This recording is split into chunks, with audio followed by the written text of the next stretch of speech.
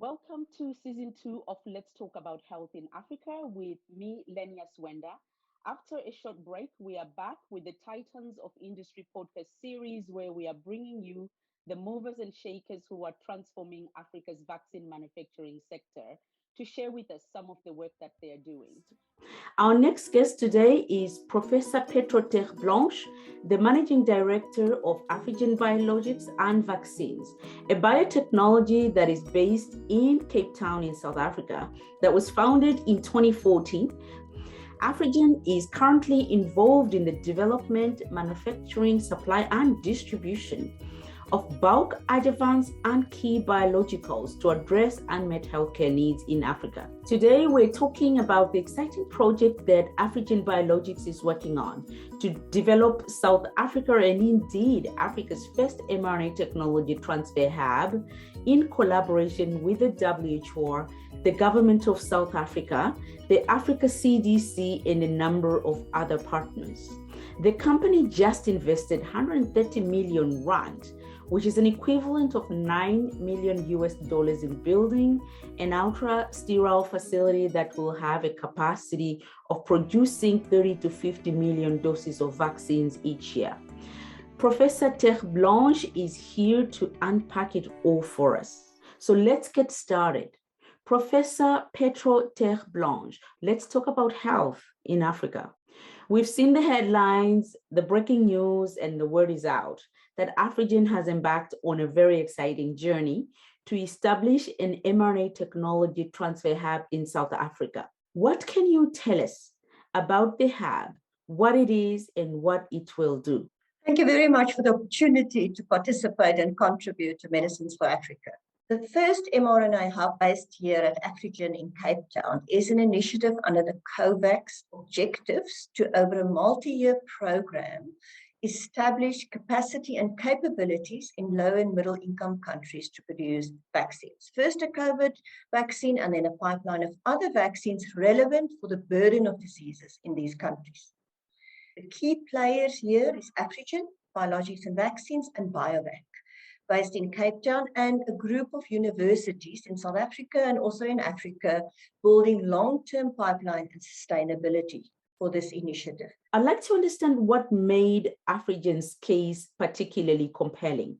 I understand the WHO made a call for expression of interest on the 16th of April to establish this hub, and 28 offers were received, 25 of which were coming out of low and middle income countries.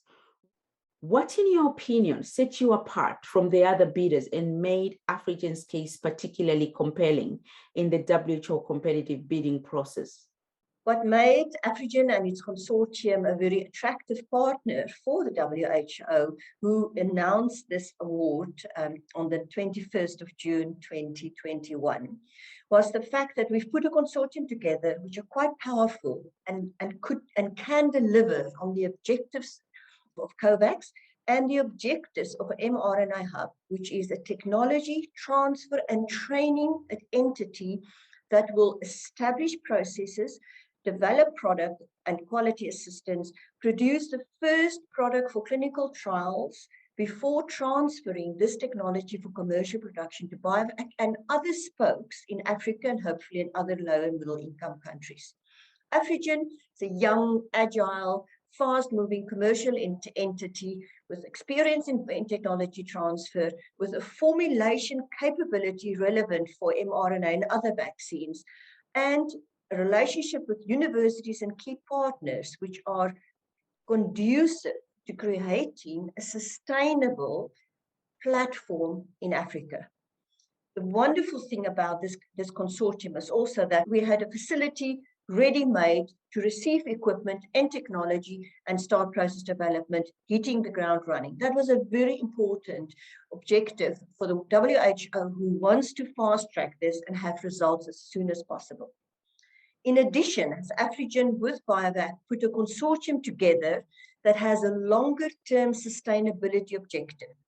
This consortium, which includes key universities in South Africa and some in Africa, as a first phase, which is genomic surveillance and identification of variants in Africa for COVID-19, a second phase of preliminary testing of RNA vaccines to establish proof of concept, follow on from there pre-GMP mRNA production, and following to GMP RNA vaccine production suitable for clinical trials to produce ultimately safe, effective, and affordable vaccines for Africa. That's quite interesting. So you were, in fact, at the right place at the right time. You already had facilities that could be built on, something that was ready to go, and you just needed to bring other elements, other partners on board to get it started. So what is your vision? Where do you want to see this go in 5, 10, 20 years' time?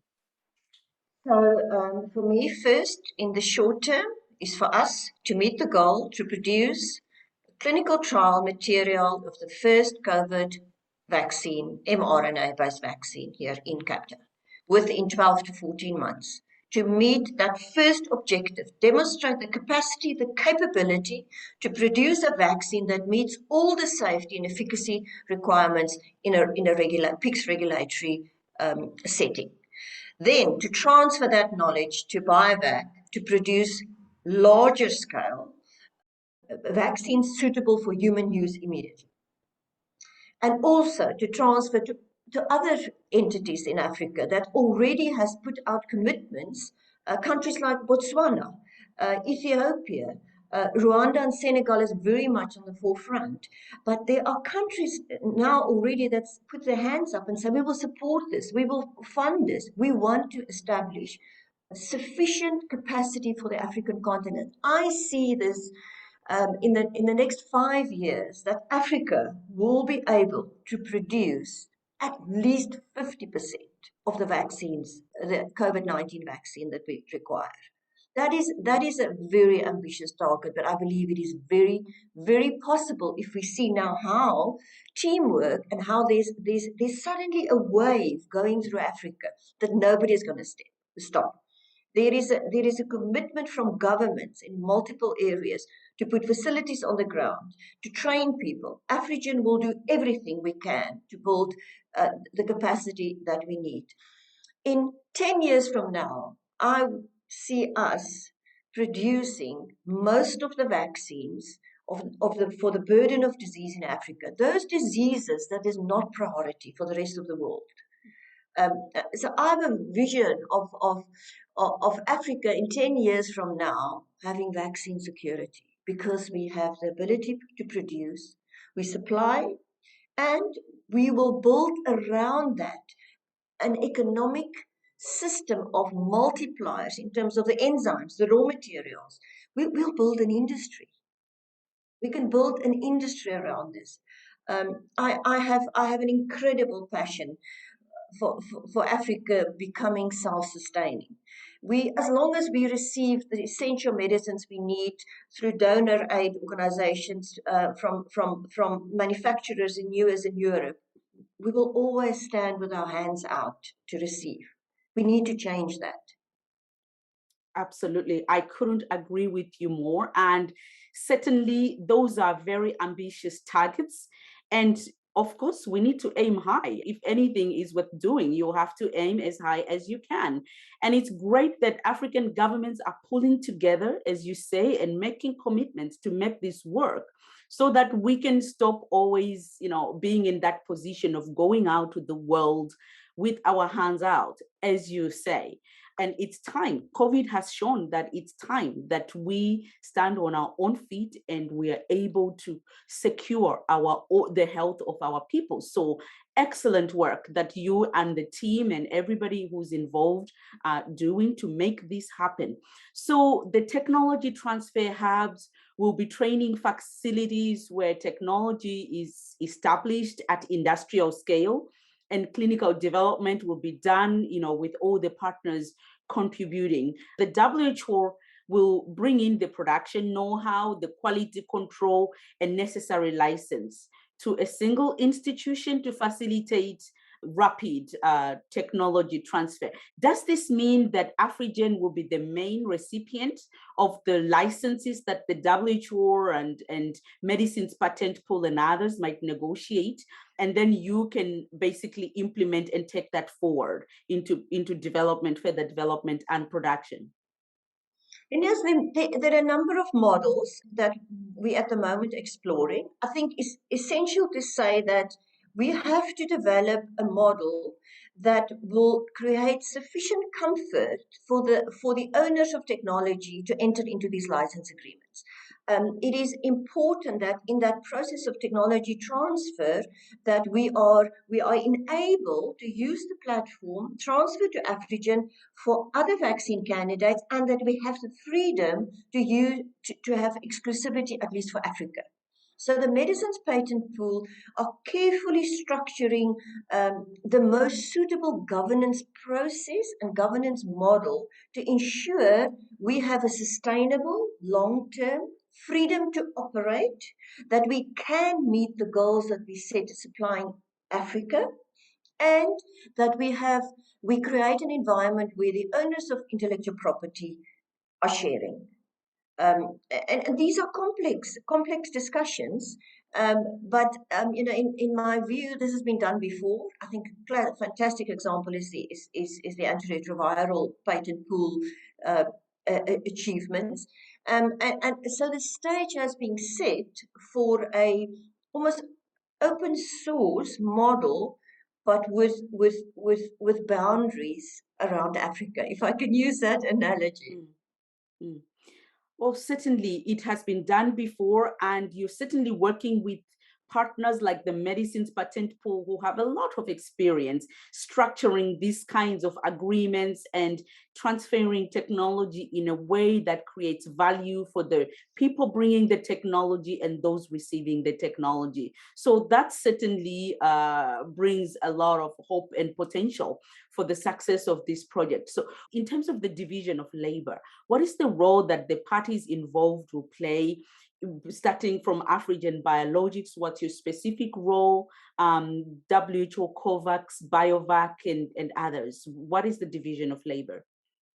So let me start with Afrigen. So Afrigen will have a facility equipped and suitable, meeting all GMP and regulatory requirements to produce end-to-end, from the drug substance to the final formulated drug product, full finish to capacity of about 10,000 vials per day, and full process documentation, full regulatory approval for a package that meets clinical trial standards.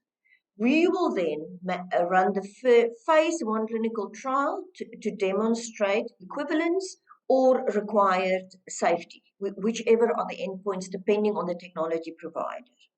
That package, that complete end-to-end manufacturing package with quality control, quality assurance, will then be transferred to BioVac as the first recipient, and then other entities as second and third and fourth recipients.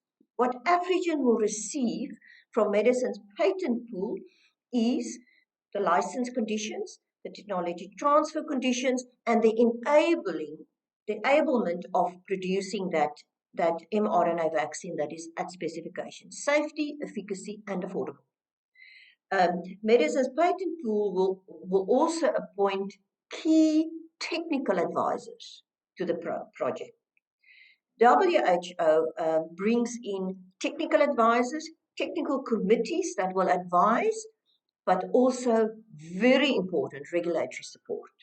Now, as we sit in South Africa, there is no company in Africa that has an end-to-end vaccine production approval for a COVID-19 vaccine. So for us, there's a lot of learning, even in the regulatory systems learning. So WHO will bring regulatory training, support, quality management systems, integrated management systems into the hub to ensure that we meet all those requirements.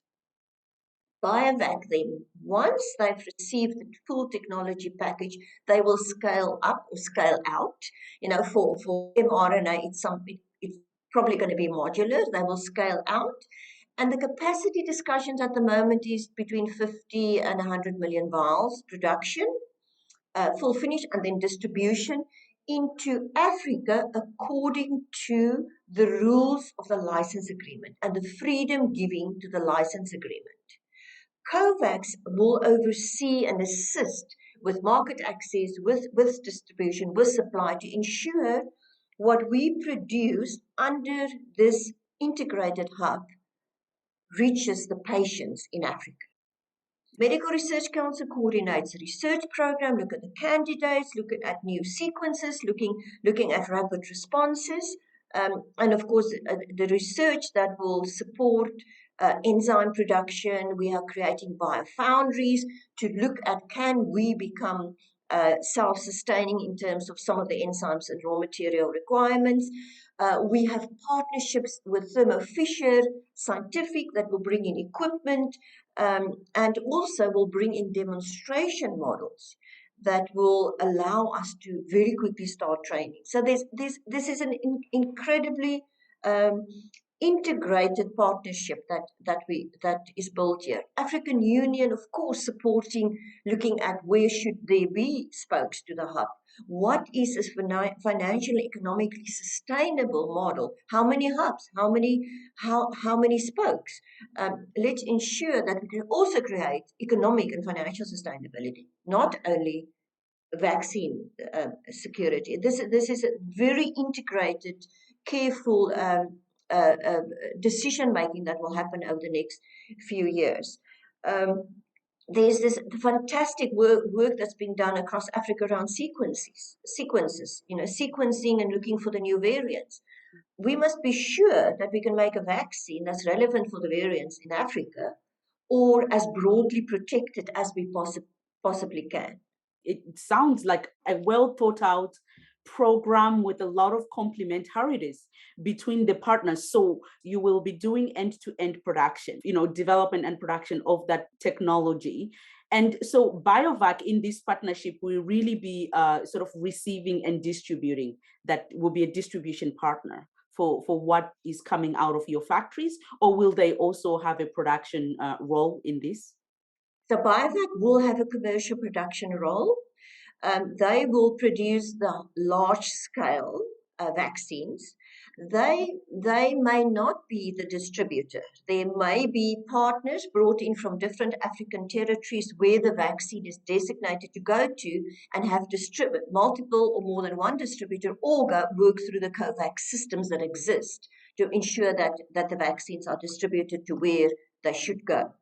And not outside of Africa, because we want to make sure that what we produce here meets the needs of Africa, not produce here and then supply maybe Europe or other territories. I think that's quite an important objective for the hub. Let's talk about then the potential sources of the technology. BioVac, a South African biopharmaceutical company, is doing fill and finish for the Pfizer vaccine. And the public-private partnership established in 2003 to bring local vaccine manufacturing capabilities and ensure national health security.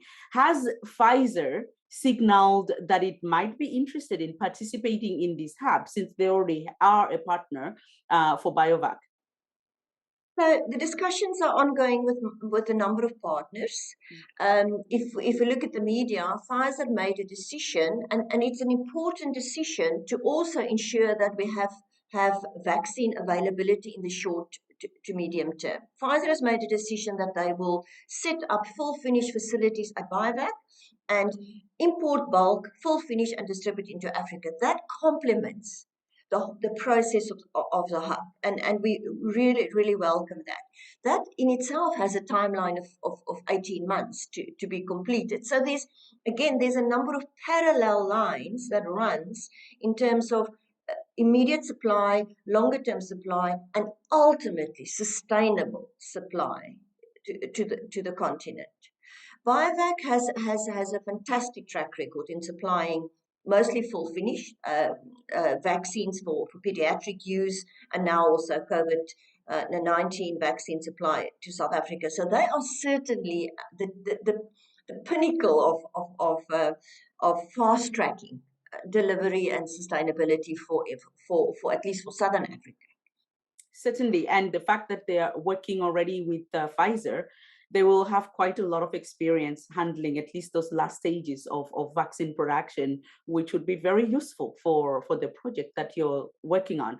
What about the role of the French government? So President Emmanuel Macron of France visited South Africa just before the announcement of this agreement. And he said that France was committed to supporting efforts in Africa to scale up local production of COVID vaccines and other medical solutions. And we know that BioNTech is making a lot of moves in Africa with its mRNA vaccines, also in Senegal and in other places. But BioNTech is a German company. Are there any French companies that are also involved in this effort? So two levels of French participation. From the French government's side, enormous support. Medicines patent pool based in France, also in Paris, but we have found that over the last 2 months of very intense discussions that a lot of the impetus and the support and the drive for support was very much strongly from the French government, and we believe that we will have a long road to walk with them. In terms of French companies, no. There's of course Sanofi has announced the mRNA hub concept, also to build further capacity. We hope to engage with them. Sanofi is a company that we have very great respect and has a great track record of working with South Africa.